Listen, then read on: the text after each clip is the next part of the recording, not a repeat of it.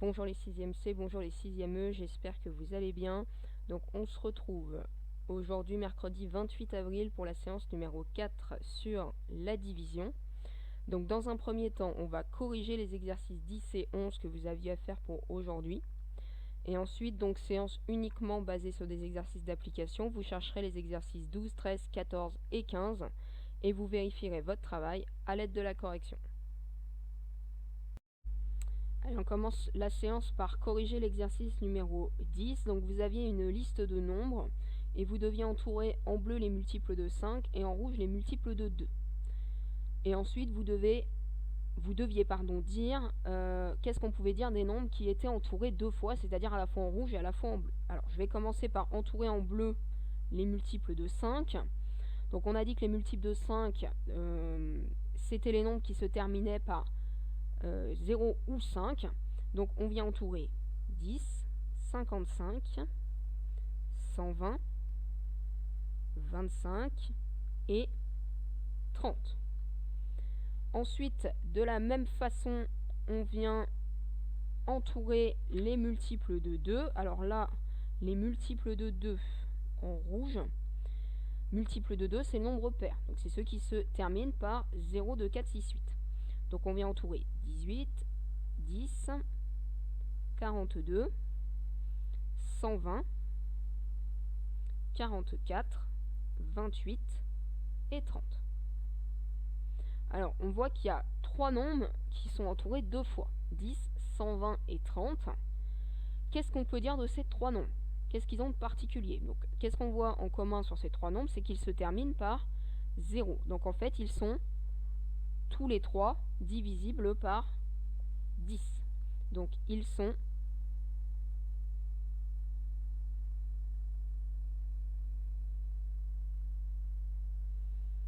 divisibles par 10. Ils se terminent par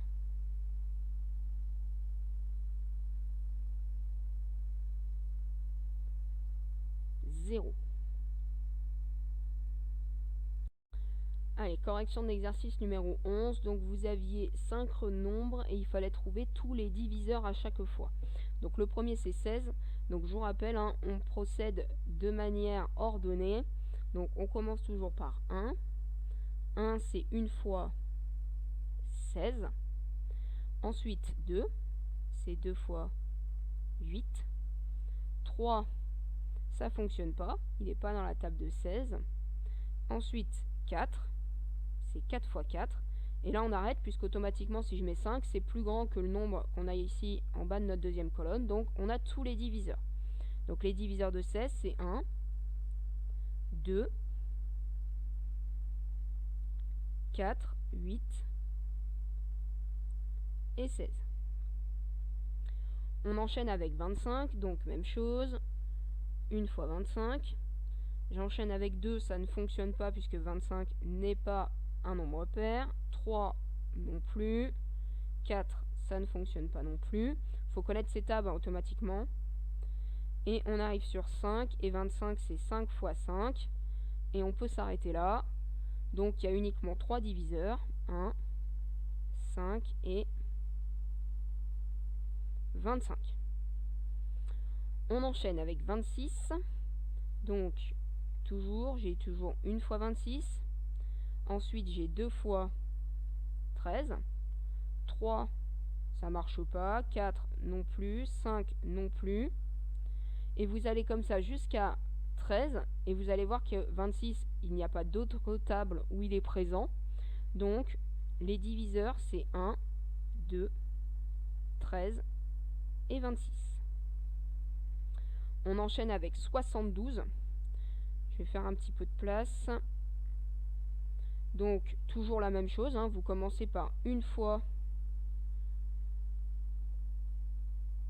72. Ensuite 72 il est divisible par 2 puisque c'est un nombre pair, c'est 2 fois 36. Ensuite, est-ce qu'il est dans la table de 3? Donc on fait 7 plus 2, 9, donc il est dans la table de 3. C'est 3 fois 24. Ensuite, est-ce qu'il est dans la table de 4? Oui, c'est 4 fois 18. On enchaîne avec 5. Alors 72 il se termine pas par 0 ou 5, donc on peut barrer. On enchaîne avec 6.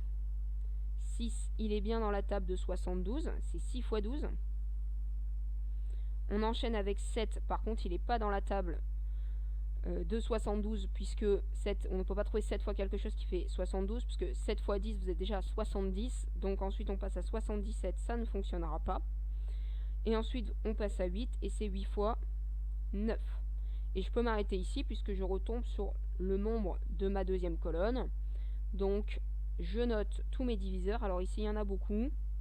1, 2, 3, 4, 6, 8, 9, 12, 18, 24, 36 et 72.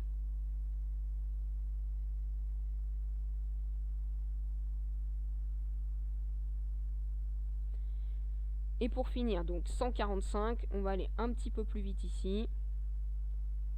Donc j'ai toujours une fois 145. Ensuite, il n'est pas dans la table de 2, ni dans la table de 3, ni dans la table de 4. Hein. Il n'est pas pair. 1 plus 4 plus 5, ça fait 10, c'est pas dans la table de 3. Ensuite, par contre, on voit qu'il est dans la table de 5, puisque ça termine par 5, et c'est 5 fois 29, et il n'est pas dans d'autres tables. Donc les diviseurs sont 1, 5, 29 et 145. Voilà pour la correction de cet exercice numéro 11.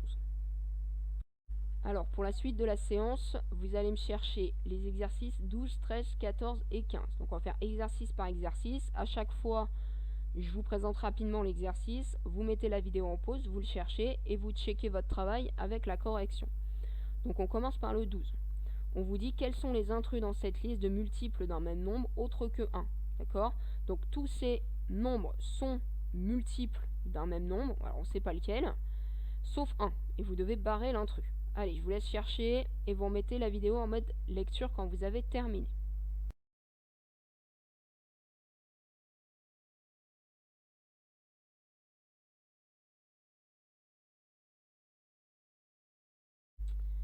Alors, ici, vous devez constater déjà que vous avez pas mal de nombres, en tout cas 3, qui se terminent par 4, pardon, qui se terminent par 0. On voit aussi qu'on a deux nombres qui se terminent par 5. Et on connaît un critère de divisibilité qui concerne les nombres qui se terminent par 0 et 5. Par 0 et par 5. Donc, ça veut dire que ces nombres sont des multiples de 5. Donc tous les nombres que j'ai soulignés en rouge sont des multiples de 5. Donc ça veut dire que les deux intrus, qui ne sont pas dans la table de 5, c'est 12 et 27. Donc les deux intrus sont 12 et 27, qui ne sont pas des multiples de 5.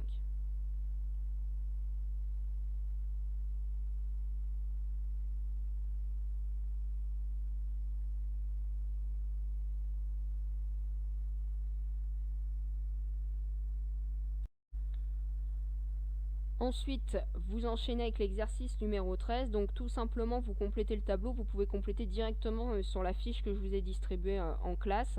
Et donc vous avez juste à chaque fois mettre oui ou non. Ça doit aller très très vite. Vous complétez à chaque fois. Est-ce que 96 est divisible par 2? Soit oui, soit non. Allez, je vous laisse chercher.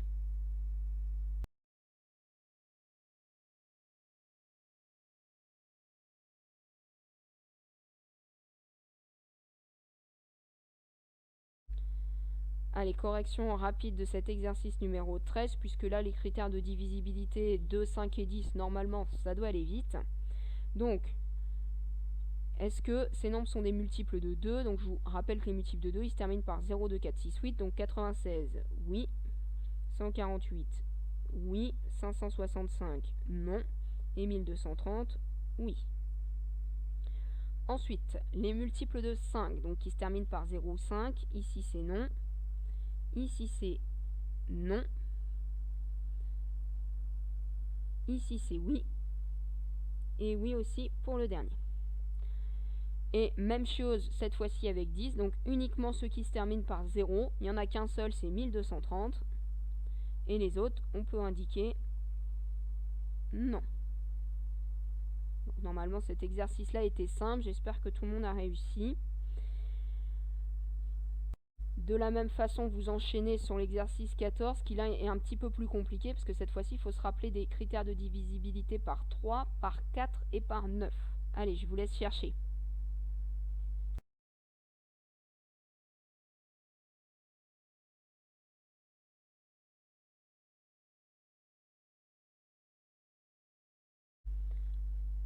Alors, pour les critères, on va peut-être faire la première et la dernière colonne ensemble, puisque les critères de 3 et de 9 vont... c'est la même technique, donc on va les faire en même temps pour gagner du temps. Donc je vous rappelle, il faut additionner les chiffres. Donc on vient additionner 5 plus 3 plus 6. 5 et 3, 8. 8 et 6, 14. Est-ce que 14 est dans la table de 3? Non. Est-ce qu'il est dans la table de 9? Non plus. Ensuite, pour 822, on vient faire 8 plus 2 plus 2. Ça donne 12. Est-ce que 12 est dans la table de 3? Oui, c'est 3 fois 4. Par contre, est-ce qu'il est dans la table de 9? Non. J'ai pas 9 fois quelque chose qui fait 12. Et pour finir, 1944, donc 1 plus 9 plus 4 plus 4. 1 plus 9, 10. 4 et 4, 8, donc 18. Est-ce que 18 est dans la table de 3? Oui, c'est 3 fois 6. Est-ce qu'il est dans la table de 9? Oui aussi, puisque c'est 9 fois 2. Donc on a fait pour 3 et 9, ensuite par 4. Donc je vous rappelle, par 4, il faut regarder le nombre formé par les deux derniers chiffres à droite. Donc ici 36, ici 22 et ici 44. Si ce nombre entouré en rouge est dans la table de 4, ça veut dire que le nombre entier est divisible par 4, sinon ça ne fonctionne pas. Donc 36, est-ce qu'il est dans la table de 4? Oui, c'est 9 fois 4. 22 par contre, c'est non. Et 44, c'est 4 fois 11, donc c'est oui. Voilà pour la correction d'exercice 14. Dernier exercice pour aujourd'hui, c'est une petite énigme. Donc je suis un nombre compris entre 20 et 35. Vous devez chercher donc entre 20 et 35 un nombre qui est divisible par 3, par 2, mais pas par 4. Donc je vous laisse chercher. Peut-être petit indice, le plus simple déjà c'est d'écrire tous les nombres entre 20 et 35. 20, 21, 22, 23, etc. jusqu'à 35. Et ensuite vous pouvez barrer par exemple tous ceux qui ne sont pas dans la table de 2. Barrer tous ceux qui ne sont pas dans la table de 3. Puisqu'on cherche un nombre qui est divisible par 2 et par 3. Voilà, faites par critère, essayez de sélectionner et essayez de trouver le nombre qui correspond à la définition. Allez, je vous laisse chercher.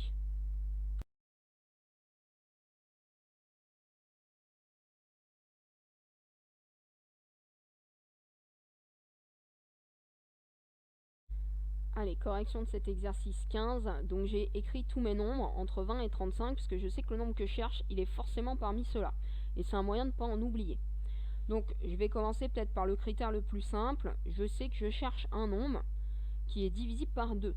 Donc déjà ce que je peux faire, c'est enlever tous les nombres impairs. Parce que les nombres impairs ne sont pas divisibles par 2, donc je sais qu'ils ne vont pas correspondre à la définition. Donc j'enlève 21, 23, 25, 27, 29, 31, 33 et 35. Je sais déjà que tout cela, on n'en parle plus. Ensuite, je sais que le nombre que je cherche doit être divisible par 3. Donc ça doit être 3 fois quelque chose. Donc tous les nombres qui me restent, que j'ai pas barrés et qui ne sont pas dans la table de 3, je peux les barrer aussi. Donc 20, il n'est pas dans la table de 3, 22 non plus, 24, 6, c'est 3 fois 8, 26, non, 28, non plus, 30, je le laisse, c'est 3 fois 10, 32, il n'y est pas non plus, et 34 n'est pas non plus divisible par 3. Ensuite, j'ai le choix, il me reste plus que deux nombres parmi les possibilités. Il me reste 24 et 30. Par contre, je sais que le nombre que je cherche, il n'est pas divisible par 4. Donc 24 est divisible par 4.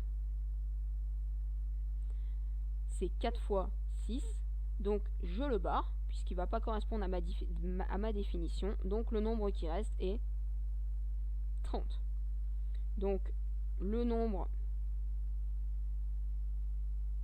cherché est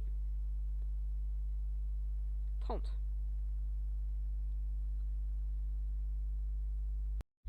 Allez, c'est la fin de cette séance.